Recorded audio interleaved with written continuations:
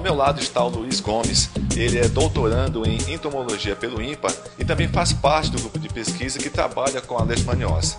Luiz, primeiramente, que doença é essa, a leishmaniose? Bom, a leishmaniose é uma doença que ela acomete a pele e a mucosa, né? Dependendo muito do tipo de leishmania, né? E do transmissor, né? Então, para cada leishmania, aqui você poderá ter um transmissor específico.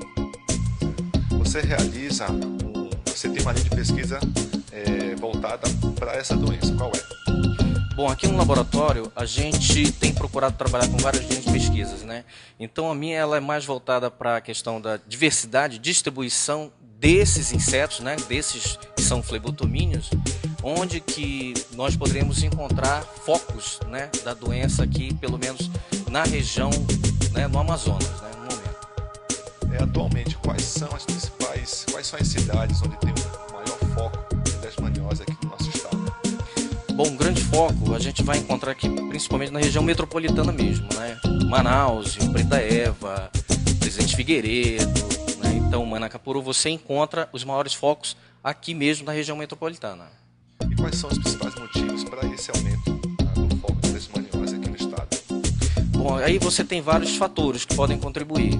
O principal deles, ultimamente, que se tem elevado bastante, é o desmatamento. Isso daí é fundamental porque você desmata, então você, digamos assim, você acuou o inseto, né? Então ele vai em direção onde ele possa encontrar alimento, refúgio. Então o homem acaba sendo assim um hospedeiro para ele, uma fonte de alimento acidental, porque o homem não faz parte do ciclo da leishmaniose, então ele é um hospedeiro acidental nesse sentido. Bom, a linha de pesquisa que eu tenho trabalhado aqui é mais com a distribuição e agora no momento, em relação à minha tese de doutorado, a gente tem voltado para questões da barreira vetorial, né? Então, saber, estudar qual é essa barreira, por que faz com que o parasita consiga passar por essas barreiras e se tornar um transmissor em potencial, né?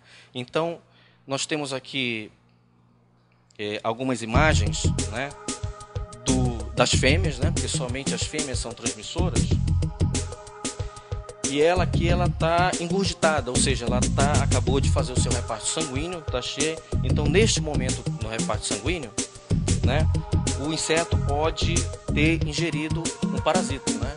Uma leishmania, pode ser causadora de uma leishmaniose tegumentar, talvez de forma clínica mucosa ou apenas tegumentar, né?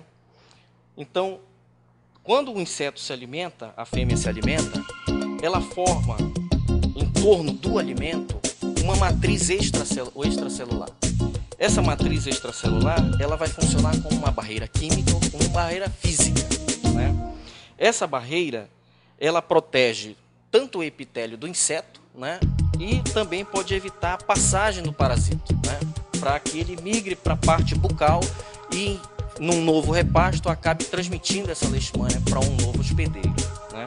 Então nós estamos procurando conhecer as proteínas que fazem parte dessa rede, dessa matriz, né? Para que futuramente outros estudos possam dar mais ênfase de como nós podemos fazer um controle desse inseto, né? E consequentemente o controle da doença. Luiz, o que são essas duas estruturas aqui?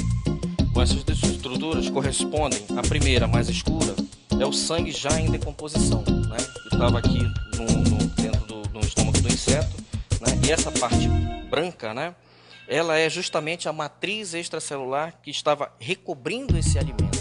Para que você entenda melhor, é a mesma forma quando nós temos um copo de leite quente e em cima forma aquela nata.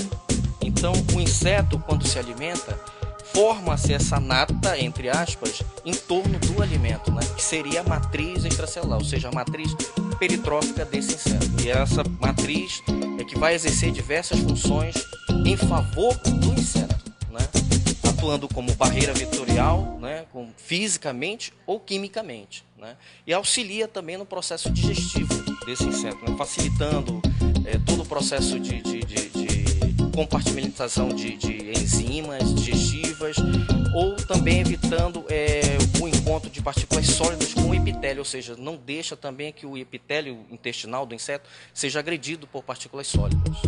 Então a tua pesquisa está focada justamente nessas duas estruturas. Isso, mas principalmente na matriz, né? E temos ido em alguns lugares, né? Eu estive no Instituto Evandro Chagas, né, esse ano, para fazer análise de microscopia eletrônica de transmissão, como você pode ver nessa figura aqui. Você tem essa parte meia fibrosa, você tem essas partes meia assim retilíneas, são fibras, né? Ou seja, é a matriz, é essa parte branca que você está vendo, só que agora com uma imagem com maior resolução, né, em microscopia de transmissão. E essa outra maior, você está vendo esta estrutura, só que inteira. A matriz está recobrindo, você só está vendo a superfície dela. Você vê aqui uma foto de microscopia eletrônica de varredura. Então, a gente procura ter uma ideia de como é formada essa matriz, né? A gente precisa conhecer essa matriz, seja no seu aspecto proteico, seja no seu aspecto morfológico e estrutural, que é para a gente poder alçar outros projetos, né, que venham a promover um certo controle desse vetor.